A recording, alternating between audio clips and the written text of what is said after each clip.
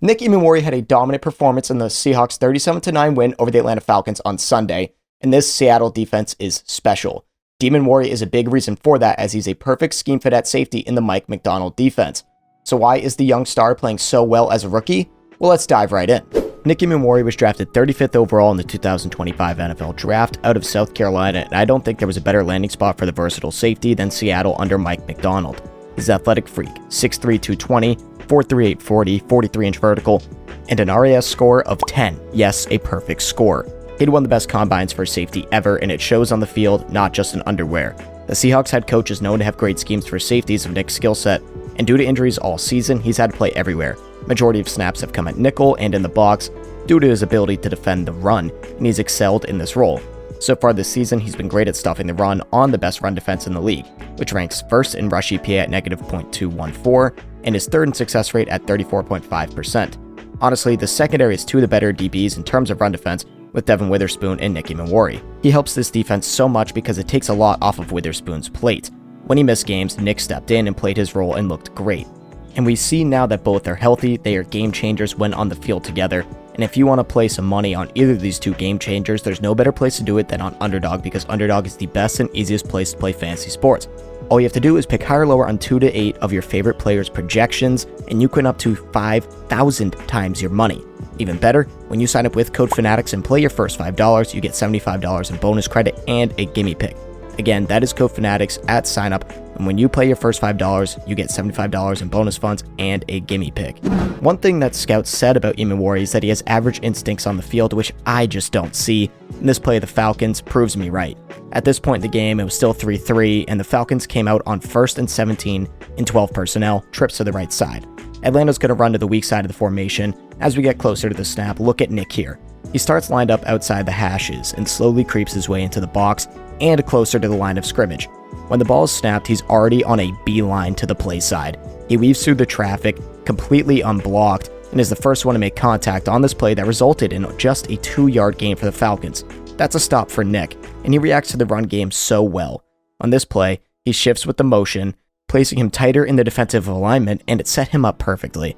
Ernest Jones, I believe, told him to stay right where he is. Now, I don't know what he exactly said, but if you look at his motion with his hands and all that, and Ernest Jones has been great this season as well. He's made a lot of plays. When the ball is snapped, look how quickly he recovers from a step inside that could have put him out of position. He takes that step and he basically jukes back into place and runs into the hole. I think that has a lot to do with his athleticism and just his instincts on the ball. And I think the tackle missed his blocking assignment here, but he could have recovered. Look at the angle that he had. He could have hit Nick to the side, but what Nick does is he swipes down the tackle's arm and throws a jab. He gets past him with ease, and he flipped over Tyler Algier for a 2-yard loss. Just an amazing play by Nick. Another thing that is very hard for defensive backs to do is cover the receiver when the play is extended by the quarterback. I've talked about so many receivers being able to be their quarterback's best friend. That's one thing I bring up a lot in my receiver videos. That means when the play breaks down and the original concept did not work, you move with your quarterback to try to give him a target to throw to. As you can see, Devin Duvernay did this so well for the Bears in their loss to the Packers late in the game, but I'm not here to talk about Chicago. I did last week. Back to who we're talking about.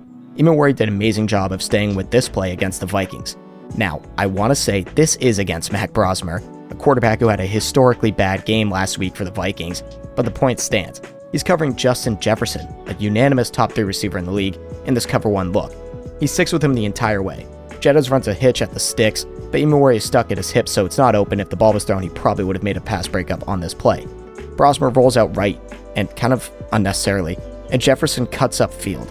This is when a lot of defensive backs start to lose the rep on the second route, but Emmanwori sticks right with him, cuts to the sideline and is stride for stride with the elite receiver, and he forces the incompletion.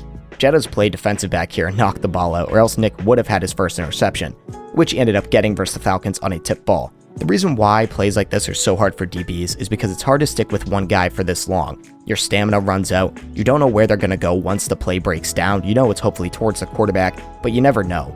And at this point, you expect the pressure to get there, and when it doesn't, covering for more than like 4 seconds is already difficult enough, never mind when the play is broken. But this is why Mike MacDonald puts so much on this kid's plate. He trusts him to do everything on the field, whether it's cover a great receiver or play against the run, and Nick is just eating it up. He also knows how to put himself in the best position to make a play. On this play, he's lined up at nickel, and in his zone, he's responsible to cover the flat, but the linebacker that had to cover the middle has to stick with McBride, leaving Michael Wilson alone. So look where Nick sets himself up. He puts himself in a position to make a play wherever Jacoby Brissett throws on the left side of the field. If he throws it to Amari DiMercato in the flat, he can run over with his 4.3 speed and make the tackle. He would not force an incompletion there. If he throws it to Michael Wilson, he can come in and break up the pass as he's closer to Wilson. So let's watch this play out.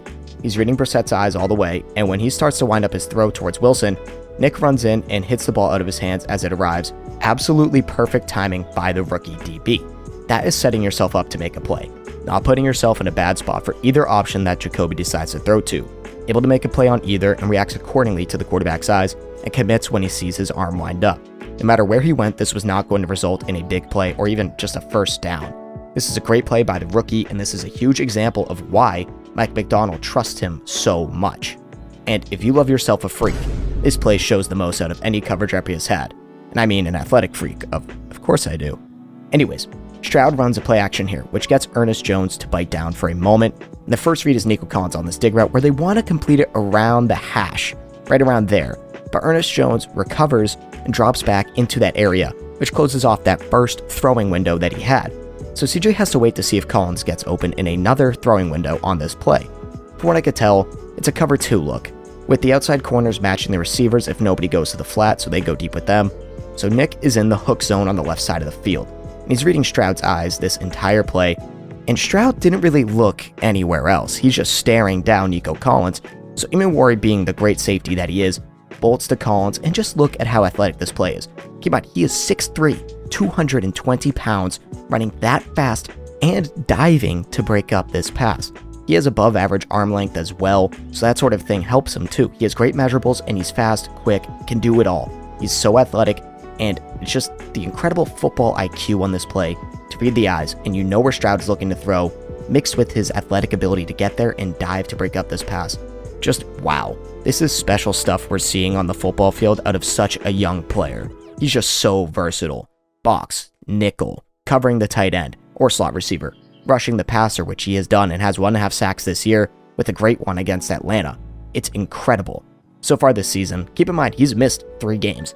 He has 44 pass rushing snaps, 5th amongst all DBs, 179 snaps in the box, and 294 at nickel. There have been other injuries that have forced him to play more nickel, but my lord, he can line up anywhere and make a play.